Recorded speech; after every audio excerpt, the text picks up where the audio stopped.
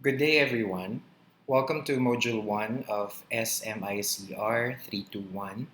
The course is Microbial Ecology lecture for the section Bio 33. I am Arizaldo Castro from the Biological Sciences Department, and I will be your instructor, both for the lecture and the laboratory components of this subject. Our dedicated schedule for synchronous and asynchronous activities will be Tuesday and Friday for the lecture component from 8:45 in the morning until 10:15. Okay, so a few things before I begin discussing the course syllabus as well as some policies. Originally, I was planning to meet you today so that we can touch base on the subject itself, since I'll be handling both the lecture and the laboratory units. It's actually a perfect setup for us. So, but since we have some announcements from the university from the university academics office not to conduct synchronous classes for the week, I decided to just record our discussion for the first part for the first meeting for this week. So I'll be talking about the basics of the course. I'll be introducing it to you on this discussion video, and also we'll discuss on course policies and course requirements. Okay. Furthermore, we'll talk about some rules and reminders, since we have different modes or different modalities of delivering the content. We'll have synchronous and asynchronous sessions, and there are various types of facilitating those sessions. So we'll talk about some very important reminders. Also, at the end, I'll be sharing with you my contact information as well as the references or the reading list that is actually uh, available in your syllabus. So, by the way, I have uploaded the approved syllabus for the subject, both for the lecture and the laboratory. You may be able to access them in the um, dashboard. I think it's in the dashboard, so you just have to look for the syllabus section. You can download the PDF copy from there. Okay, so it came to my attention that this, I think, is the first time that the unit is offering the subject, the course Microbial Ecology, and I'm happy that it is that we are actually the pioneering class, the pioneering batch to journey on learning microbial ecology. So I hope that as we proceed with our modules for the lecture and laboratory, we'll really be able to accomplish our goal, which is essentially to have a fundamental understanding of what microbial ecology is. Since it is I wouldn't say it's a very I will not categorize it as an emerging science or an emerging field of microbiology, more of something that is already in existence as early as 1900s. And of course, there will be historical developments in any field, in any discipline. So, but right now, given given the technology that we have in particular with next generation sequencing, where we use nucleic acid data to infer on um, different phenomena. Okay, the growth of microbial ecology has been very exponential. For the subject, since this is an undergraduate course, we'll be primarily discussing on principles, okay, of the field, emphasizing on interrelationships of microbes, of bacteria, fungi, algae, and protozoa in the context of natural systems. So when we talk about natural systems, we refer to aquatic or terrestrial ecosystems that could be on the normal end of the spectrum, those that we can see, or that no, those that we know as sources of drinking water, as recreational water, as farmlands, soil that we use for agricultural purposes and stuff. You know? And on the other end of the spectrum, we also will touch base on microbial habitats and natural systems on the extreme side, like um, natural systems like the Dead Sea, as an example, which is a marine environment that has a very particularly high concentration of salts. Also, we have for terrestrial volcanic soil. No? Volcanic soil. That's actually the volcanic ecosystem. Okay, the terrestrial area surrounding a volcano, be it an active or an inactive one, can be considered as an extreme kind of terrestrial habitat. No? So those are actually natural systems that we've been studying time immemorial when it comes to microbial ecology. Also, we'll try to introduce, or I will be planning to introduce to you some certain concepts on microbial ecology of built environments, no, of artificial environments. Given given that we are experiencing the longest lockdown ever in the whole world, uh, I think it would be of interest to you that our own homes, our the places that we stay in right now, we stay indoors mostly, are actually built environments where certain microbes, bacteria, fungi, and algae, particularly, cohabitate with us. So the ecology of built environments is a very interesting component as well of the study of microbial ecology. Okay. In particular, we will zoom in to, or we'll zoom in with the physiological, the metabolic, and the genetic dimensions of the interrelationships and adaptations of microbes in their environment, be it a natural system or an artificial or built environment. No? Um, to culminate the course, primarily on the latter end of the subject, the last three modules that we'll have, we'll talk about the practical application. So where do we see the principles being applied? Particular here are processes that will be dedicating specific modules on bioconversion, on bioremediation, waste treatment, and the like. No? So you'll see the progress or the progression of our discussion from the basic principles to the application. So our lecture will be theory heavy, so please expect that there will be a lot of reading materials and a lot of discussion questions that will be given to you before our dedicated synchronous or asynchronous sessions. And those questions and materials will definitely help you absorb more and gain more theoretical knowledge on the discipline. Okay, so a little background about myself. I'm actually a graduate of our university for both my bachelor's and my master's. Right now, I'm completing my Doctor of Philosophy in Biology. I'm specializing in microbial ecology at the University of the Philippines in Diliman.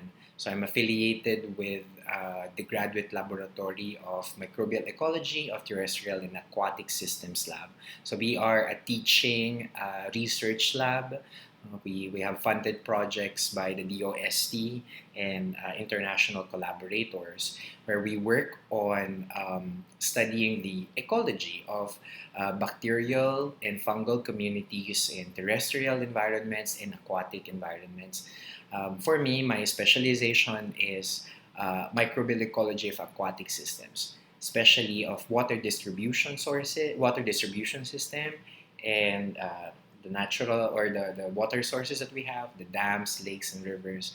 That's what I'm working on right now. I used to teach at our university 3 years ago. So I started teaching when after I graduated, and then I took a leave of absence, or I was actually forced not to or I not forced, but since there were no more teaching load because of the K to 12 transition, I decided to, of course, leave the university for a while in 2017. Then afterwards, I worked with the Department of Health at the Health Research Division as a research fellow on health policy and health systems. So I was with them for 1.5 years. And right now, I'm with the Institute of Biology at UP Diliman at our laboratory as a full-time senior graduate student working on my dissertation. And I'm handling, of course, part-time courses at our university. I am teaching, aside from microbial ecology, I'm also teaching general microbiology and immunology. A particular interest to me is the field of computational microbiology. So before I started my career as someone who specializes on animal science in general microbiome. Then eventually I shifted to doing bioinformatics work. So I'm fascinated with the plethora of inferences that we can get from nucleic acid data, nucleic acid sequence data. So I'm working on elucidating the phenomenon of antimicrobial resistance in water sources, in um, major watersheds in Mega Manila, as well as in the distribution system itself, the residential distribution system. Um, Aside from bioinformatics and systems biology, I'm also interested in health research impact. So how my work actually with the Department of Health concentrated on this narrative. We worked on assessments of how accomplished health research studies actually contribute to several things like policy making, decision making, as well as the field of research itself. Okay, so much about me. Now let's proceed to the course itself. So for the requirements, number one thing is for the grading system. We are following the absolute grading system, and we've divided the semester into two terms. We have midterm and finals. For the midterm, actually for both terms, we have two sections only. We have enabling assessments at 60% and summative assessments at 40%. Your semestral grade will be the average of your midterm and finals grade. All right, so in terms of exam types or assessment types, I want you to remember that that there are two things. General assessments that I will be giving could be individualized or could be group. No? So if I find an activity or an assessment to be better delivered or answered in group or collaborative format, then I will be providing it as a group assessment. But since this is a lecture class, by the way, I would like to stress on, of course, the dominance of individualized outputs, of individualized assessments. Okay, three types of individual assessments, or actually could be applicable to group assessments as well, are formative assessments, enabling assessments, and summative assessments. Formative assessments are not graded, so they are your homeworks or reading assignments, forum discussions that will enhance your interest. No, will help you become more interested on the topic under discussion. Could also include video or film screening. So formative, since they will enable you to understand or learn more. Okay, enabling assessments, on the other hand, are graded. Okay, so these assessments may fall into the category of quizzes or term discussion papers. Okay, and other types like could be long tests or long exams. But since this is the only subject or the only section for microbial ecology, then it's actually going to be a joint journey. So myself and all of you, the five of you, it will be our joint journey to explore how we can, you know, um, really deliver and assess each and every one of you in terms of your progress in the subject. Then for summative assessments, these are equivalent to your major exams, no? To your midterm and your final exam. So before we used to have three terms, so there are three major exams before. Right now, we're doing the major exams in summative assessment format. We divided the summative assessments into four, so there will be two summative assessments in the midterm and two in the finals. Okay. Usually every after three modules for the lecture. I'm not very sure, or I'm not very sure. Yeah, I'm not sure if that's actually the case. But anyway, let's take a look at that in a little while. Okay, so for our course outline, so I have uploaded the syllabus. I hope that you will have a personal copy of it. Download it in your local machine, so you'll have your copy. We have 12 modules, six for each term. So module one will be this week. We'll be dedicating on course orientation, syllabus orientation, school book orientation. Module number two will be our introductory classes. This will be our introduction on microbial ecology. Okay. Module three will be our lesson on microbial diversity. Okay, so we'll discuss the general groups of microbes and additional information on their biology. No? Then after module three, we'll have our summative assessment, our first summative assessment. Module four will be on biochemistry and physiology of microbes. So we'll tackle on the cell at the cellular level. So please expect that there will be a review of what you have learned so far in general physiology and biochemistry. But the context now will be a living system, a microbial cell. After module 4, we have module 5 on microbial habitats. So we'll touch base on the different natural environments in which we expect our microbes to be existing, our microbes and microbial communities to be existing. Then module 6 will be the last module for the midterm. We'll now talk about interactions, microbe interactions. So the first part for microbe interactions is microbe interactions. So that's module 6. How do microbes interact with each other? What happens when they interact with one another? What happens when they interact within a natural environment or within a built or artificial environment? Then summative assessment 2 will be done or will be given after module 6. And module 7 will be the initial module for the final term. Now we are going to start the final term with the second type of microbe interactions. Microbe interactions with plants and animals. No? So microbe animal interactions will be for module 7.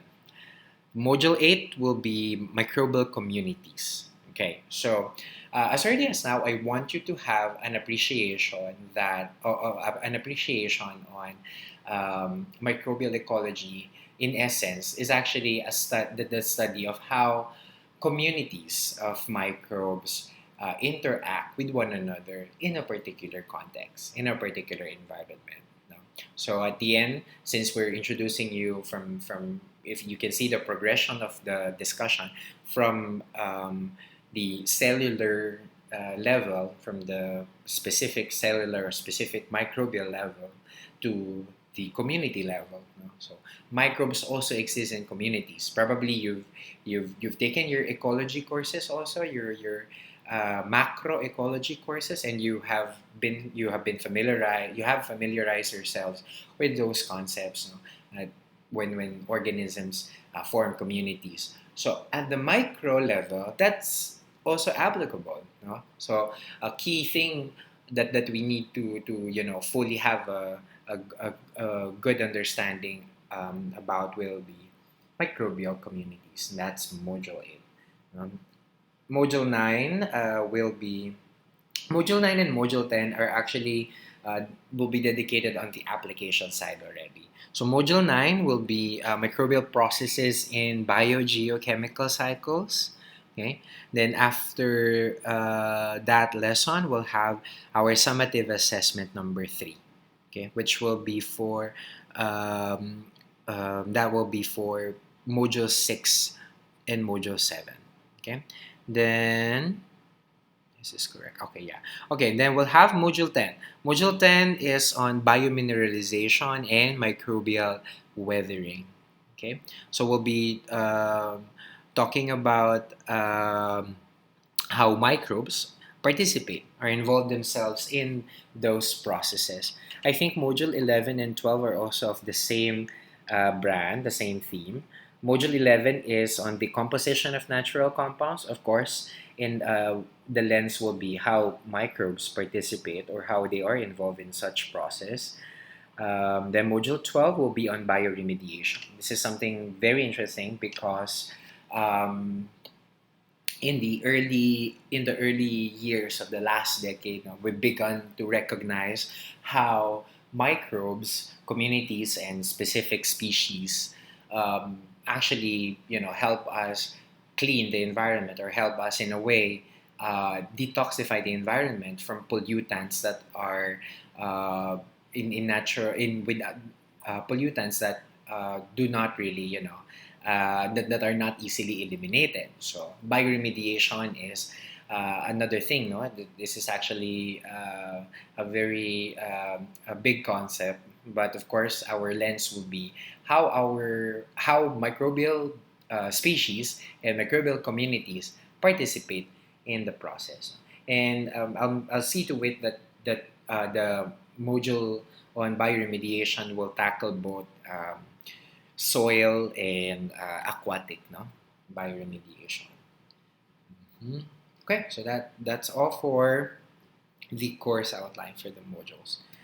All right, now usually in the face-to-face during face-to-face classes, I ask my students to list down some of their expectations. Since in this setup, that's not virtually possible, I prepared a survey for everyone to answer. So this link, you can click on this. This is present under the module one of the sections.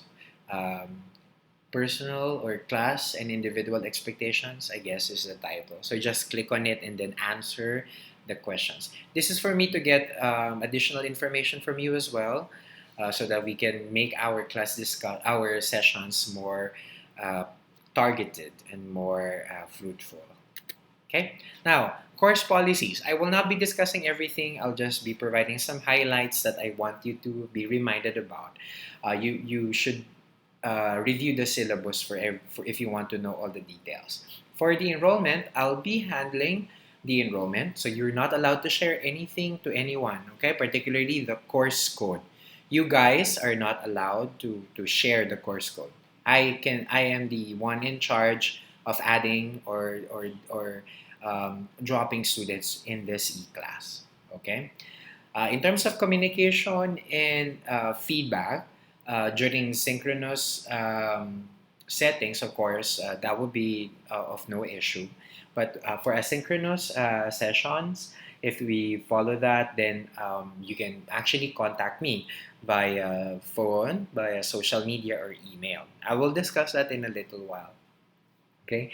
Offline communication, okay, that's not really applicable because no one, I think, is granted the home-based learning modality. I think all of you will be following our distance learning setup, no, where we have mix of synchronous and asynchronous classes.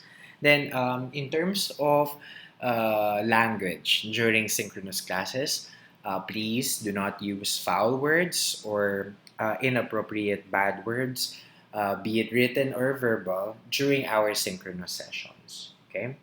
For attendance, I'd like to reiterate that your attendance to the synchronous sessions will not be a basis for failing you. So it's not mandatory, or your inability to complete the synchronous your attendance to synchronous sessions will not be taken against you. Of course, we understand that at this unprecedented times, there will be, inequality in terms of access to resources. And one of them is, of course, your internet connectivity. That's a very big issue, or a very big factor. So we understand that in the case that you do not, or you will not be able to attend the synchronous classes because of such a factor, then it will not be counted against you. Okay? In terms of Okay, in terms of doing the synchronous classes, I am the one responsible for scheduling the online meeting. And of course, I'll be sending the invite if we have online meetings. It's your duty to RSVP. Uh, it's your duty, and of course, a sign of respect as well. Okay, don't worry, because the online meetings will be scheduled 7 days before the conduct, so you'll have 7 days to RSVP. No? In terms of recording, okay, so in terms of recording the synchronous sessions, so last week we've attended the webinar on um, on some important reminders in the conduct of synchronous sessions. So recording is I think is an optional feature, or an optional task, but of course, for the purpose of review, it will be advisable for us to record our sessions. Now, before we record the session, I will be asking your permission verbally if everyone agrees. Okay? If everyone agrees on the recording. If someone rejects, then we cannot record our synchronous session. And then the synchronous meetings will only be conducted on your dedicated schedule. Okay.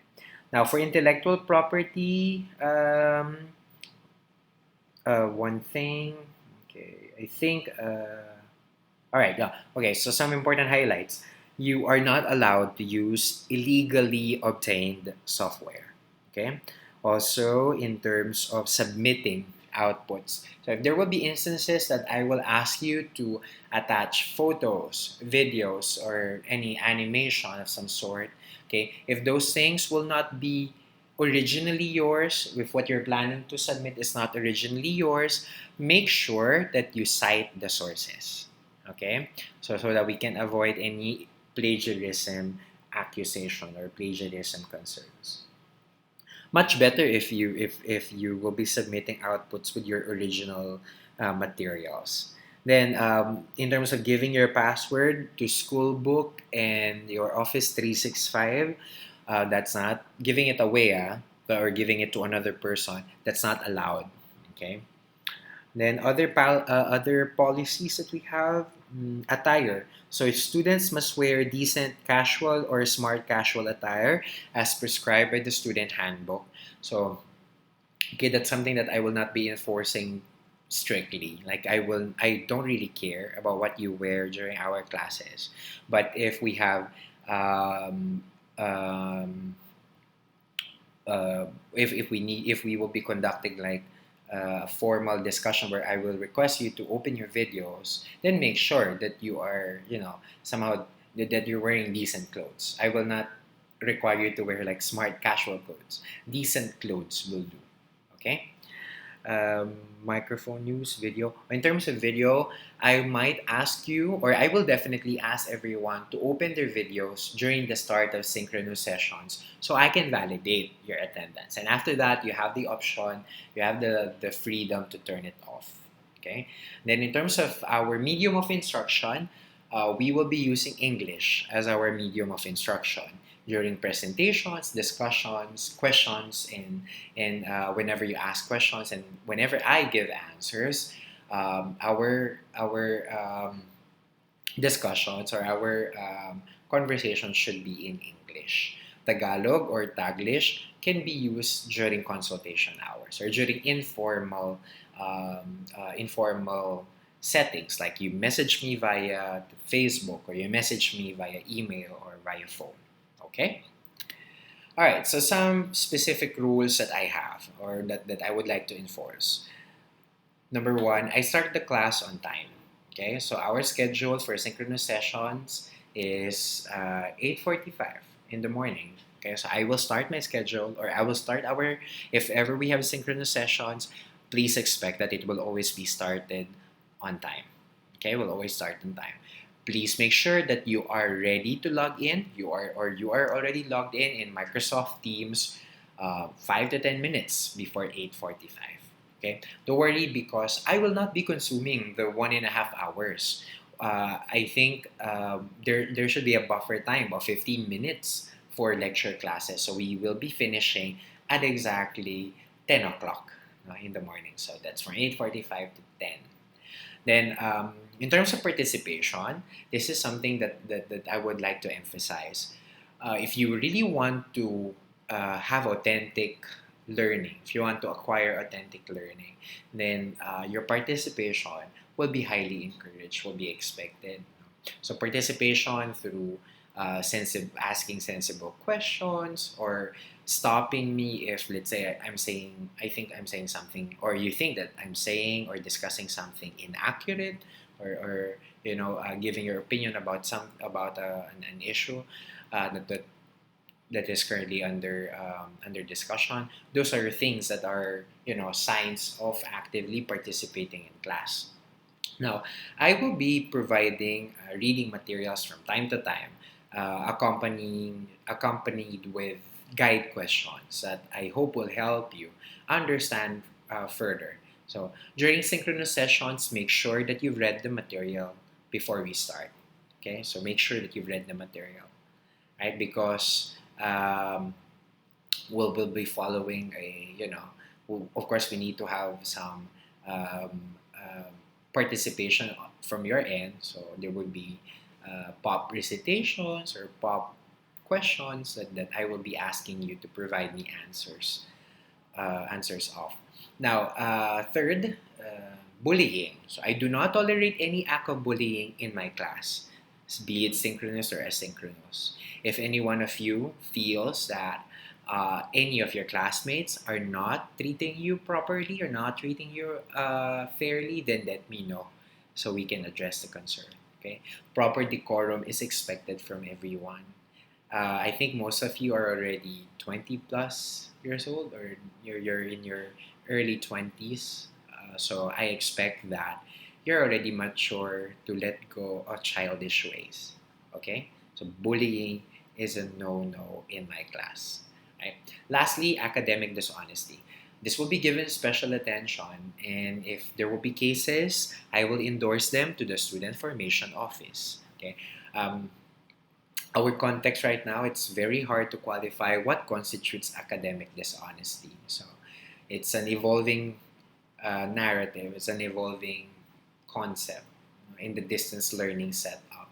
So I'd say that I will not enforce my traditional views on academic dishonesty. But of course, I will be very meticulous in defining it with you. Okay, since we're meeting both for the lecture and the laboratory components, I guess we can really cultivate or I can impart to you the importance of integrity, of academic integrity, as a value that you should cling on as science majors, as science graduates. Okay. Now, consultation hours, I do not have any consultation hour yet, but you can contact me anytime. You can contact me via phone, email, or social media.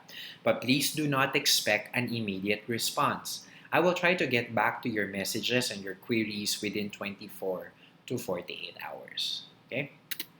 Now, contact information, you can screen capture this slide, or you can just download the PDF format and then take note of my work email, my personal emails, and my mobile number for immediate concerns. References, our reading list. The complete list is also reflected in your syllabus. So you can just download your syllabus and look at these reference materials. I'll be taking all of my discussions on these materials, particularly Barton, okay, microbial ecology. Also, Kirkman, processes in microbial ecology. Okay, so that's it. That ends our recorded session for course overview and syllabus orientation. I have prepared. Yeah, I think I mentioned this already. I have prepared a survey feature, a survey section. So please answer that after listening to this recorded video, and then for the next meeting, we are going to have still asynchronous. So you'll be completing your school book orientation. So you have to read on the last three sections of Module 1 on etiquettes, on first time meet, first time meet tips, also the definition or other definitions relevant to distance learning and course policies. No? So the school book orientation will be our dedicated activities for the next asynchronous session. Okay, so thank you, and I hope that you will complete Module 1 in time.